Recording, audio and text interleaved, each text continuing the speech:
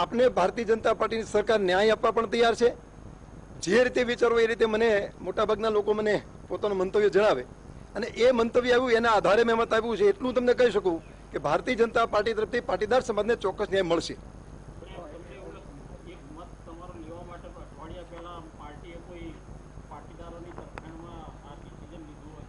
ના ના, આ વાત છેલ્લા 4 મહિનાથી ચાલુ છે।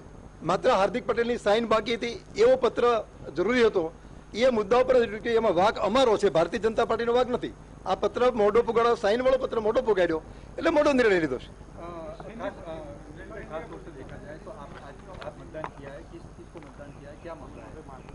मैं भारतीय जनता पार्टी का एमएलए हूँ। भारतीय जनता पार्टी ने मेरे को व्हिप दिया था।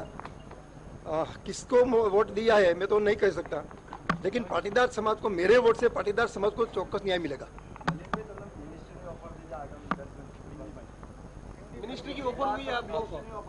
मैंने किसी के साथ बैठक भी नहीं की। मिनिस्ट्री की ऑफर भी पार्टी ने नहीं की, मैंने मांगा भी नहीं। अगर मिनिस्टर बनना होता तो जब आंदोलन चालू हुआ तब भी मेरे को मिनिस्टर की ऑफर मिली थी, मैंने नहीं स्वीकारी थी। और मैं यही कहता हूँ, पाटीदार समाज को अभी भारतीय जनता पार्टी फिर से अन्याय करेगी तो भारतीय जनता पार्टी के खिलाफ मैं रहूंगा। राष्ट्रपति के चुनाव में आपके तेवर अलग थे, आपके सुर अलग थे। अब राष्ट्रपति के चुनाव में अलग सुर दिखा। राष्ट्रपति के चुनाव में भारतीय जनता पार्टी ने मेरे को व्हिप नहीं दिया था, और इसी वक्त व्हिप दिया है। और सरकार ने ये चुनाव के बाद तय किया है कि भारतीय जनता पार्टी सरकार ने तय किया कि पाटीदार की जो मांगे है वो स्वीकार जाएगी। अनामत तो મળવાની જ નથી, એટલા માટે કે બંધારણ રીતે અનામત મળવાની એટલે લાંબો સમય પછી મળે। ટૂંક સમયમાં અનામત મળે એવી કોઈ શક્યતા કોઈ પણ સરકાર તો આપી ન શકે। પણ બાકીની જે અમારી માગણી છે કે જે શહીદો થઈ, અમારા જે શહીદો 14 છે, એમના એક પરિવારને નોકરી મળે, એમને યોગ્ય વળતર મળે। પોલીસ દમન જેમણે કર્યું છે એમના જે વિડીયો ઉપર જે ફૂટેજ દેખાય, સીસીટીવી કેમેરાના જે ફૂટેજ, એની ઉપર પગલાં લેવામાં આવે અને પાટીદાર આયોગ બનાવવામાં આવે। અને સરકાર પોલીસ દ્વારા જે ખોટા કેસ 28,000 જેટલા કેસ છોકરાઓ પર કર્યા છે એ કેસ માંડવાળ કરવામાં આવે। આટલું કરે તો પણ અમારી સમાધાન માટેની તૈયારી છે।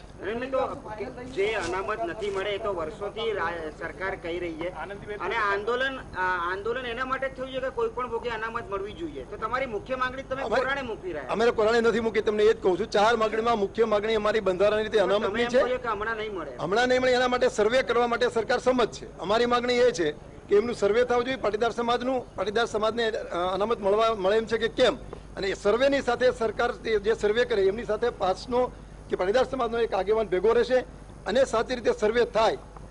સર્વેનો જે કંઈ નિર્ણય આવે, કદાચ પાટીદાર સમાજ સર્વેની અંદર અનામત માટે લાયક ના હોય તો પણ અમને સ્વીકાર્ય હશે, અને લાયક હશે તો પણ સ્વીકાર્ય। 22 વર્ષથી સર્વે થયું નથી કે ભારતીય જનતા પાર્ટી ટૂંક સમયમાં સર્વે કરે એવી અમારી માગણી છે।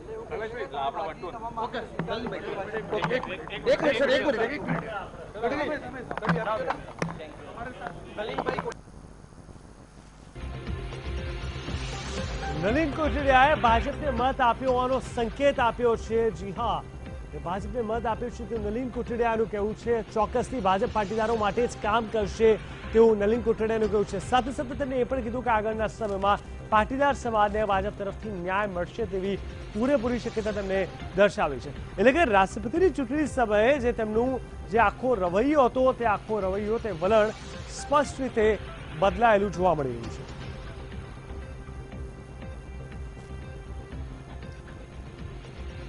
પાછા જઈએ ઈશુદાન ગઢવીજી પાસે। ઈશુદાનજી, જણાવશો જે પ્રકારે અત્યારે નલિન કોટડિયાનું વલણ જોવા મળ્યું, ઘણું સરપ્રાઇઝિંગ આ વલણ હતું। રાષ્ટ્રપતિના ઇલેક્શન વખતે તમને જે વલણ હતું તેના કરતાં બિલકુલ અલગ રવૈયો અને ભાજપ તરફી હોવાનું સ્પષ્ટ રીતે સંકેત તેમને આપ્યો હતો। તેમને પૂછવામાં આવ્યું ત્યારે તેમણે એ પણ કીધું કે રાષ્ટ્રપતિ સમયે તેમને વ્હીપ નહોતું આપવામાં આવ્યું, આ વખતે આપવામાં આવ્યું છે। એટલે ભાજપ તેનું ડેમેજ જે કોઈ પણ જગ્યાએ થયું હતું તેને કંટ્રોલ કરવામાં સફળ થયું કહેવાય કે શું? બિલકુલ ભાજપ સફળ થયું કહેવાય। એટલું જ નહીં, નલિન કોટડિયા જીપીપી ના ઉમેદવાર તરીકે ચૂંટણી જીત્યા હતા અને 2 જીપીપી માંથી ચૂંટ્યા હતા, કેશુભાઈ પટેલ અને નલિન કોટડિયા। આ પાટીદાર નેતા છે અને જ્યારથી અનામત આંદોલન ઉઠ્યું ત્યારથી ભાજપની સામે પડવામાં પેલા નેતા આ હતા, નલિન કોટડિયા। તમે કલ્પના કરો કે નલિન કોટડિયાએ જેટલી ભાજપ વિરુદ્ધ જે રોક્યો છે એવું કોઈ નહીં રોક્યું હોય, પરંતુ છેલ્લા 5 દિવસમાં નલિન કોટડિયાના તેવર છે એ આસમાનથી જમીન સુધીના ફરક પડ્યો છે। બિલકુલ, એનું નામ જ રાજનીતિ છે। કે નલિન કોટડિયાએ જે પણ લાલચ હોય અથવા તો જે પણ કારણ હોઈ શકે છે, કારણમાં આપણે નથી પડવું અને આપણું કામ પણ નથી મીડિયા તરીકે, પરંતુ જે પાટીદારોને અનામત અપાવવા માટે દરેક સભામાં પોતે જતા હતા, દરેક સભામાં પોતાની કામગીરી હતી.